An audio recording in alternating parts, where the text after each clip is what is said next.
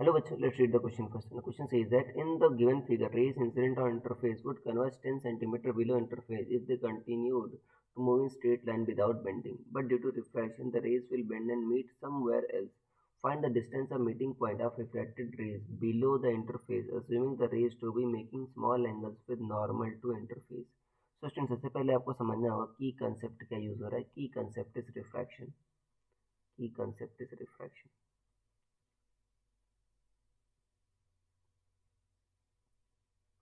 Refraction में क्या होता है बच्चों? रिफ्रैक्शन में क्या होता है, जब लाइट एक मीडियम से दूसरे मीडियम में जाती है तो अपने पास से डेविएट हो जाती है. उसी प्रोसेस को कहते हो रिफ्रैक्शन कहते हो. तो यहाँ पर जो होगा बच्चों, देखो रेज कहाँ से आ रही है, एयर से आ रही है और जाके इसमें रही है आपका n=5/2 मीडियम में जा रही है. तो यहाँ पर अपने पास से डिविएट हो जाएंगे क्योंकि मीडियम चेंज हो रहा है. अब देखो बच्चों, अब जो आपका एक्चुअल है डेप्थ जहाँ पर मीट कर रही है वो क्या है आपका 10 सेंटीमीटर. अब हमको पता करना है कि अब जो ये तो बच्चों का जब मीडियम नहीं होता तब जाकर मिलती, अब वास्तव में कहाँ पर मिल रही है ये पता करना होगा. देखो जो कुछ ऐसे रेज आ रही हैं. अब देखो ये रेयर से डेंसर जा रही है, जाहिर सी बात है नॉर्मल की ओर मुड़ जाएंगी बच्चों. ये कुछ ऐसे मिलती बट नॉर्मल की ओर मुड़ जाएंगी, मतलब कुछ ऐसे हो जाएंगी.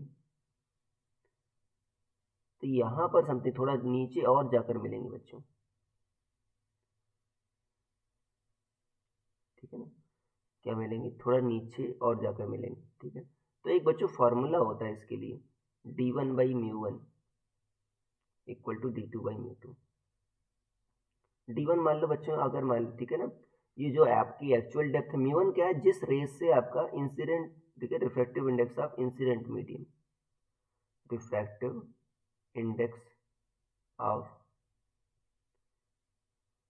इंसिडेंट रे, मतलब जहाँ से इंसिडेंट मीडियम भी कह सकते हैं, जिस मीडियम में बच्चों रेस आपकी इंसिडेंट है. और यहाँ पर म्यू टू कह दो, ये म्यू टू क्या है आपका, जिसमें रेस बच्चों आपकी रिफ्रैक्ट होकर जा रही हैं, वो रिफ्रैक्टिव इंडेक्स ऑफ बच्चों refracted medium, refractive index of